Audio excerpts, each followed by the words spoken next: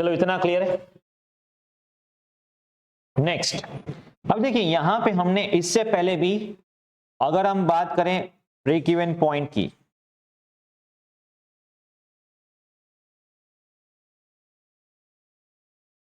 तो there are two types of break even point. एक जिसको हम बोलते हैं break even point is the, you can say, या इसको सेल्स भी बोलते हैं, ब्रेक इवन सेल्स, जिसको मार्जिनल कॉस्टिंग में भी यूज करते हैं, यहां पे भी यूज करते हैं। और वो क्या होता है, लेवल ऑफ सेल्स। ओके, ये क्या है, level of sales at which no profit no loss. मतलब ऐसा सेल्स का लेवल जहां पे आपका ईबीआईटी जीरो होगा, मतलब sales level at which EBIT is zero. ये सेल्स का लेवल पूछ रहे हैं, जबकि यहां पे जो हम बोल रहे हैं वो क्या है, financial break even.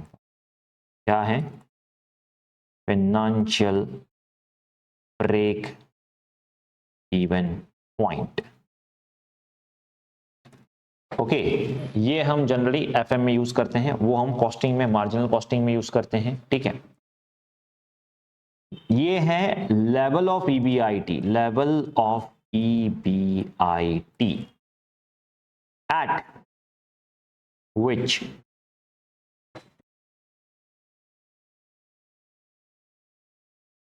no profit no loss of EPS to shareholder। मतलब यहां पे हम बोल सकते हैं EBIT लेवल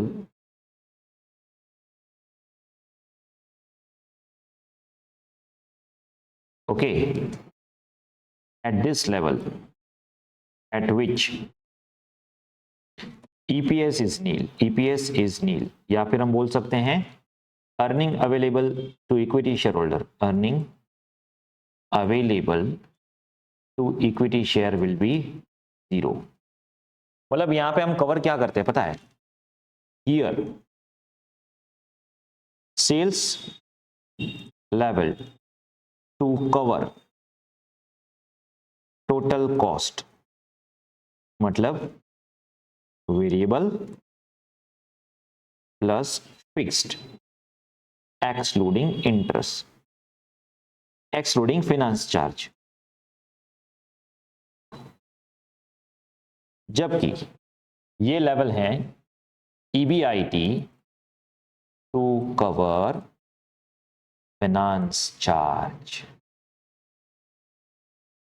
मतलब जो भी फिक्स्ड फाइनेंस चार्ज है वो, मतलब to cover interest and preference dividend, cover the interest and preference dividend. ये है डिफरेंस इन दोनों का। फॉर्मूला, फॉर्मूला यहां पे BP equal to fix cost divided by contribution per unit, या तो फिर यहां पे हम पीवीआर भी यूज कर सकते हैं। ओके, जबकि फाइनेंशियल ब्रेक इवन पॉइंट में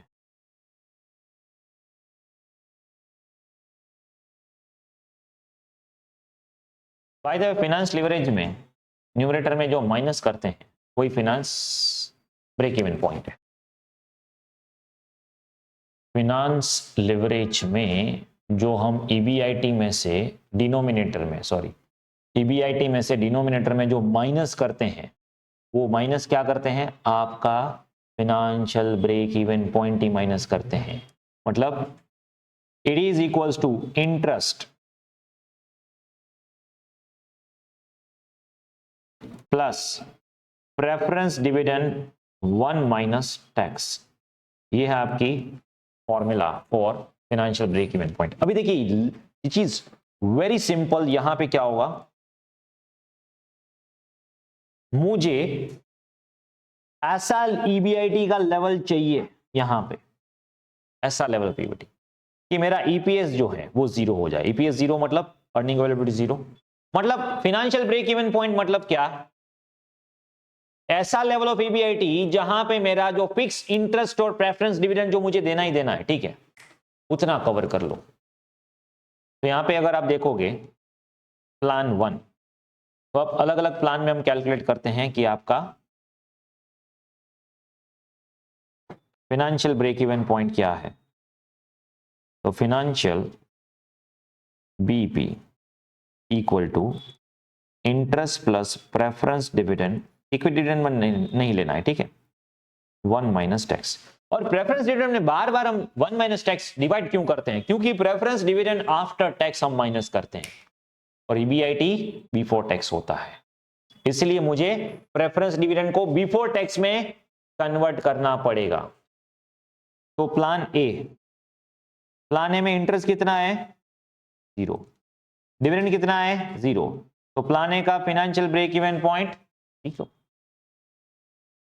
प्लान बी इंटरेस्ट कितना है 8000, डिविडेंड कितना है 0, तो प्लान बी का financial break even point 8000। Plan C interest कितना है 0, डिविडेंड प्रेफरेंस 8000, 1 माइनस टैक्स मतलब 0.5, तो ये कितना होगा 16000। अभी एक काम करो, क्या ये जो हमने फाइंड किया ना 0, 8 एंड 16, ओके, ये आप उस टेबल में जाके 0, 8 एंड 16 ईबीआईटी लेवल पे पुट करो, आपका ईपीएस या earning available to equity share 0 हो जाएगा। चेक करो 0 minus 0 minus 0 minus 0 minus 0 0, okay. Plan B 8000 minus 8000 0 0 0 0।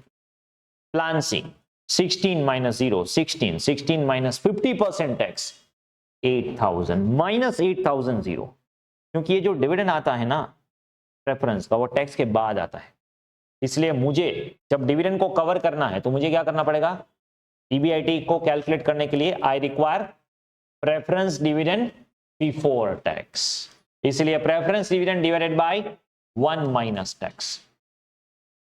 समझ में आ रहा है? इसका मतलब हमने already financial break even point किया था, बट हमें पता नहीं है वो फाइनेंशियल ब्रेक इवन पॉइंट है कहां पे, ये।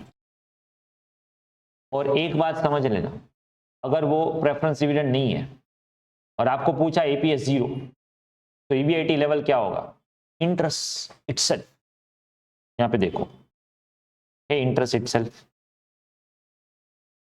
तो ये फाइनेंशियल ब्रेक इवन पॉइंट ही है। क्या है, financial BP, the level of EBIT eight विच, तो इसको मैं क्या बोल सकता हूं 0 ईपीएस पे ईबीआईटी जो होगा वो क्या होगा मेरा फाइनेंशियल ब्रेक इवन पॉइंट। आप सीधे सीधे स्ट्रेट वे भी कैलकुलेट कर सकते हो, interest plus preference dividend minus tax, तो यहाँ पे क्या हो जाएगा इंटरेस्ट 480, बस तो उतना ही आपको कैलकुलेट करना होगा। जब आपको ईपीएस 0 दिया है, यहाँ पे भी अगर आप देखोगे ईपीएस 0 है, तो यहाँ पे आपको सिर्फ क्या कैलकुलेट करना है, इंटरेस्ट जितना मिल जाए प्लस प्रेफरेंस डिविडेंड है तो प्रेफरेंस डिविडेंड माइनस टैक्स मिल जाए, बस उतना मेरा क्या होगा फाइनेंशियल ब्रेक इवन पॉइंट। चलो ये दोनों ब्रेक इवन पॉइंट का डिफरेंस समझ में आया कि नॉर्मली जिसको हम बीपी बोलते हैं वो अलग है और फाइनेंशियल ब्रेक इवन पॉइंट बोलते हैं वो डिफरेंट है, और दोनों का डिफरेंस मैंने डिटेल में आपको यहाँ पे करवा दिया है। चलो ये नोट डाउन कर लेना, ये दोनों में डिफरेंस क्या है आपको पता होना चाहिए, ठीक है। So you can note this difference.